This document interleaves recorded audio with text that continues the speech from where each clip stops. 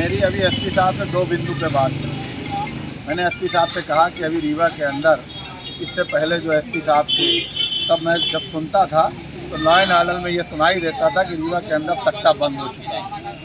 लेकिन फिलहाल आप आए हैं तो आपकी जानकारी में बात देना चाहता हूँ कि इस रीवा के अंदर सट्टा प्रमुखता से फिर चलने लगा है। चाहे गुप्ता लाज के पीछे हो, चाहे वो कटरा मोहल्ला में हो, चाहे वो सिंधी चौराहे में हो, चाहे वो महाजन टोला में, सट्टा की बाढ़ आ गई है। इस समय रीवा के अंदर दो चीज़ें बहुत तेज़ी से बढ़ी हैं। एक क्राइम बहुत तेज़ी से बढ़ा है, एक सट्टा बहुत तेज़ी से बढ़ा है और चैन स्केचिंग जैसी घटनाएं रीवा के अंदर बढ़ गई हैं।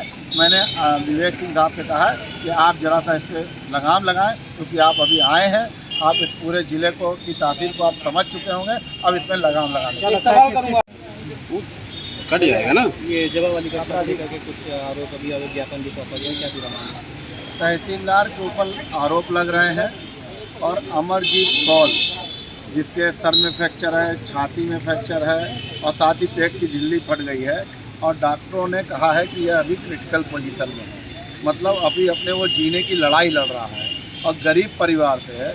आज की स्थिति में भारतीय जनता पार्टी आदिवासियों की बात करती है और प्रशासनिक अधिकारियों को दबाव बना के, मोहरा बना के तहसीलदार जी वहाँ पहुँचते हैं और उससे अंगूठा लगवा लेते हैं। अगर उन्हें अंगूठा ही लगाना था तो समाज के, आदिवासी समाज के जो चार उनके परिवार के लोग हैं, उनको बात करके, उनको खड़ा करके उनसे बयान लेना था या अंगूठा लगवाना था। अंगूठा किस बात को लेके लगाया? अपराधियों को बचाने के लिए लेके लगाया कि उसके 164 के बयान को लेके लगाया? इस बात की अभी तक पुष्टि नहीं हो पाई।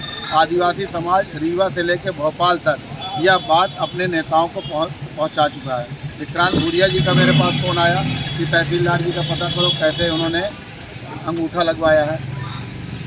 भोपाल से फ़ोन आ रहे हैं लगातार और आदिवासी समाज अभी बहुत दुखी है इस बात को लेकर कि प्रशासनिक अधिकारी मानवीय दृष्टिकोण रखते हुए आदिवासियों का साथ देना चाहिए, लेकिन आज की तारीख में आदिवासी समाज का साथ न देते हुए भारतीय जनता पार्टी के साथ तहसीलदार और भारतीय जनता पार्टी के साथ आदिवासी समाज के साथ घृणित कार्य कर रही है भारतीय जनता पार्टी। आरोपी खुलेआम घूम रहे हैं। सीधी की घटना आपके जानकारी में, सीधी में जो हुआ, आरोपी पकड़ा गया। आरोपी किस तरह से जेल के अंदर गया, जवा की घटना है, सतना की घटना है। बहुत सारी जगह हमारे अनुसूचित जनजाति के भाइयों के ऊपर अत्याचार बढ़ते चले जा रहे हैं और शिवराज मामा यह कहते हैं कि हम आदिवासियों के साथ हैं। अमित शाह कहते हैं हम आदिवासियों के साथ हैं। मोदी शहडोल में सभा कर रहे हैं, लेकिन सच ये है कि उनकी सभाएं किस लिए हैं, किस लिए कर रहे हैं? ये वोट की राजनीति कर रहे हैं कि आदिवासी समाज का भला करने के लिए? अभी जिला पंचायत अध्यक्ष ने भी सीएम शिवराज को पत्र लिखा है, क्या मानते हैं क्या होगा? सीएम शिवराज को अगर जिला पंचायत अध्यक्ष ने पत्र लिखा है तो सच ये बताऊं कि शिवराज को और भारतीय जनता पार्टी के रीवा के 8 विधायकों को आईना दिखाने का काम अगर नीतू कौल ने किया है तो मैं उनके लिए धन्यवाद देता हूं, साधुवाद देता हूं कि भारतीय जनता पार्टी की जिला पंचायत अध्यक्ष होते हुए वो अपने समाज के साथ खड़े हैं, इसलिए वो धन्यवाद के पात्र हैं। उन्होंने रीवा के 8 विधायकों को आईना दिखाने का काम किया और ख़ास तौर से यह आईना दिवराज सिंह को दिखाने का काम किया, जो कि सिरमौर विधानसभा से आते हैं, जिन्होंने अभी तक कोई भी काम आदिवासी समाज के हित में, अमरजीत कौल के हित में नहीं किया, जिससे उस पीड़ित परिवार को लाभ मिले। आप पीड़ित से मिले हैं? मेरी अभी एसपी साहब से दो बिंदु पे बात हुई। मैंने एसपी साहब से कहा कि अभी रीवा के अंदर इससे पहले जो एसपी साहब थे तब मैं जब सुनता था तो लॉ एंड ऑर्डर में ये सुनाई देता था कि रीवा के अंदर सट्टा बंद हो चुका है।